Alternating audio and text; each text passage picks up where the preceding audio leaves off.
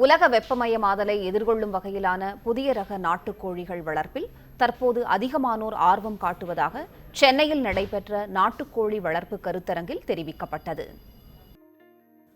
2011ஆம் ஆண்டு முதல் தமிழக அரசின் சார்பில் நாட்டுக்கோழி வளர்ப்புக்கு மானியம் வழங்கப்பட்டு வருகிறது.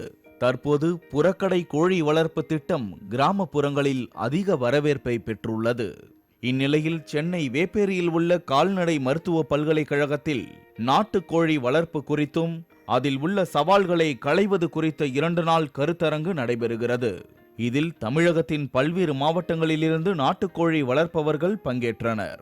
நந்தனம் கோழி வகைகள், சிட்டகாங் வகை கோழிகள், கடக்நாத் கோழிகள், மொட்டை கழுத்து கோழி, சண்டை சேவல் என பல வகையான நாட்டுக்கோழிகள் காட்சிப்படுத்தப்பட்டிருந்தன.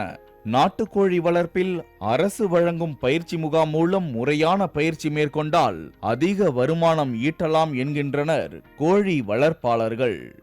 இந்த மாதிரி கோழி பண்ணை நீங்கள் பண்ணணும் அப்படிங்கிற போது ஃபஸ்ட்டு சிம்பிளாக ஆரம்பிங்க. ஏன்னா ஜாஸ்தியாக பண்ணிங்கனாக்கா ஃபினான்ஷியலாக லாக் ஆகிக்கும். ஸ்டார்ட் பண்ணும்போது ஒரு 100 கோழியில் நீங்கள் ஆரம்பிச்சிங்கனாக்கா மாதம் ஒரு 10,000 ப்ராஃபிட் வர மாதிரி இருக்குங்க. நீங்கள் ப்ரீடு செலெக்ஷன் பண்ணும்போது அசில் ப்ரீடு இல்லைனாக்கா சித்து விட பெருவிட அந்த மாதிரி ப்ரீடு நீங்கள் செலெக்ஷன் பண்ணி பண்ணிங்கன்னா உங்களுக்கு கண்டிப்பாக மாதம் ஒரு 10,000 ப்ராஃபிட் வர மாதிரி இருக்கும். நீங்கள் கோழி வளர்க்குறதுக்கு ஃபார்ம் வைக்கிறதுக்கு முன்னாடி வெட்டினரி தானவாசலில் போய் ஒரு 1 மந்த் கிளாஸ் இருக்குங்க. 1 மந்த் கிளாஸ் நீங்கள் அட்டன் பண்ணிவிட்டு நீங்கள் பண்ணிங்கன்னா உங்களுக்கு சக்ஸஸ்ஃபுல்லாக பண்ணலாம். ஒரு மந்த்துக்கு பார்த்தீங்கன்னா ஒரு 1.5 லட்ச ரூபா ப்ராஃபிட் வருதுங்க மீட்டில் மட்டும். ப்ளஸ் எக்கில் ஒரு 40,000 வருதுங்க ப்ராஃபிட் வந்துட்டுருக்குங்க. உலக வெப்பமயமாதலுக்கு ஏற்ப நோய் எதிர்ப்பு சக்தியுடன் கூடிய புதிய ரக கோழிகள் 6 இனங்களை உருவாக்கியுள்ளதாகவும் இவை கோழி வளர்ப்பாளர்கள் மத்தியில் அதிக வரவேற்பை பெற்றுள்ளதாகவும் கோழி இன ஆராய்ச்சி நிலைய தலைவர் தெரிவித்தார். உஷ்ணமயமாக்கல், குளோபல் வார்மிங் சொல்லுவாங்க, உலக உஷ்ணமயமாக்கல், இதில் கோழிகளும் பாதிக்கப்படுகின்றன. அதனால் இறப்பு சதவீதம் அதிகமாகிறது. இது குறிப்பாக வர்த்தக ரீதியில் வளர்க்கப்படும் கோழிகள் அதிகமாக இருக்கிறது.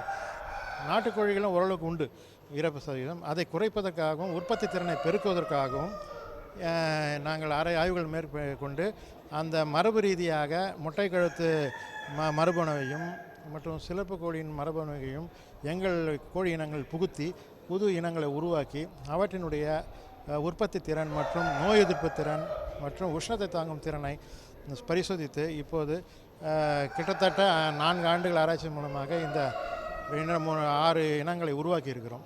படித்து வேலை இல்லாமல் சுயதொழில் செய்ய விரும்பும் இளைஞர்கள் இதுபோன்று அரசு உதவியுடன் முறையான பயிற்சியுடன் கோழி வளர்ப்பில் ஈடுபட்டால் அதிக வருமானம் ஈட்டலாம் என்கின்றனர் கோழி வளர்ப்பாளர்கள்.